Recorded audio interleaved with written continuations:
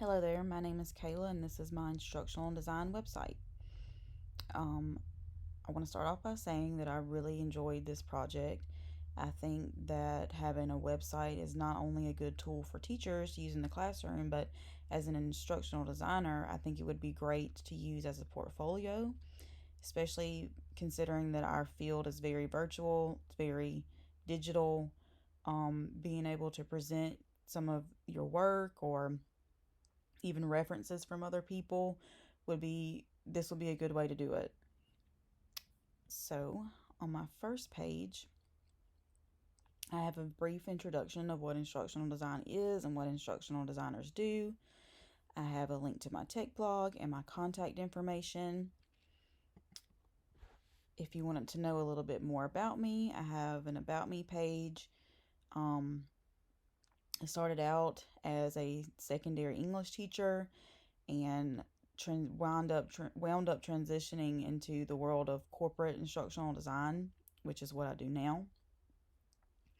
On my resources page, I have a few websites, blogs, just some of the things that I thought were the best resources for instructional designers.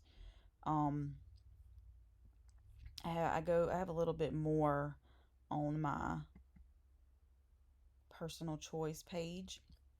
I have books. All of these are available on Amazon. They're all really good resources. I have videos. These are the three that I thought were the best. The ADDIE model is something that most instructional designers use daily when developing e-learning courses or instruction in general. And this is a really good video of the breakdown of every step, and it has instructions and examples. So this was a really good resource. Also, this one, Adobe Captivate, is the e-learning course creation tool, I guess you would say, that I use. And some of the features in Adobe Captivate can be really complicated, so it's always nice to have a resource to help. And then these are two e-learning / instructional design conferences that are really popular. My technology projects. For my digital story, I decided to walk you through how to create a very simple e-learning course, kind of like my process of how I would start out a project and the different tools and features that I would use throughout. It was really simple. I, you know, used my Captivate and took screenshots of all my steps. So it's really easy to follow along, and I enjoyed making it.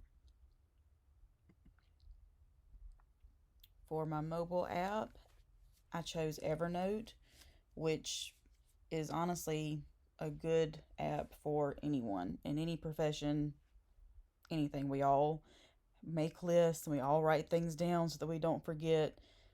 I know I do for sure. In instructional design, one of the biggest elements of your work is your planning process. So that involves a lot of checklists.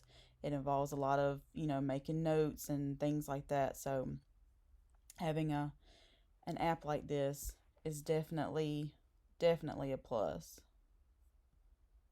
For my PLE and PLN project, here is the graphic of the tools and communities and services that I use as an instructional designer. Here is a document with the links to my blog post. Honestly think that the biggest takeaway that I've had from our projects is going to be Twitter. I never realized that I could use Twitter for I guess more professional purposes. I wasn't a big Twitter user to begin with before this course, but having to look through different profiles and things like that, I found a lot of good resources to follow for instructional design and just a lot of good pages for educational professionals in general. So I think doing the doing the Twitter part of this course has been one of the biggest like learning experiences for me. Something that I will definitely use after this course is over. Um, Here is my website evaluation.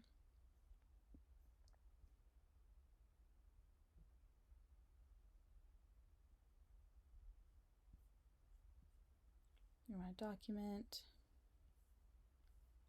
Um,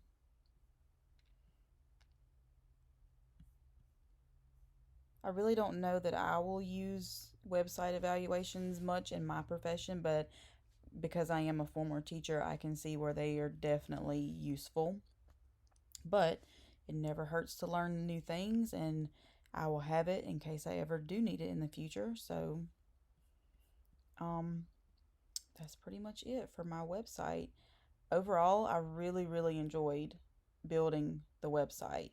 Um, I think it was really a really neat way for us to house our assignments, a really creative way, something that I've never done before. I've had other classes where I've had a blog and we would comment back and forth on each other's posts and things like that, but the having the website, building the website was a little bit, next level to me, and I really enjoyed it. I think I will definitely try my best to keep up with it and maybe add new things. Like I said before, use it kind of like a portfolio of my work and my journey through my instructional design career. So, yeah, I think it was a really good choice of an overall like class long project.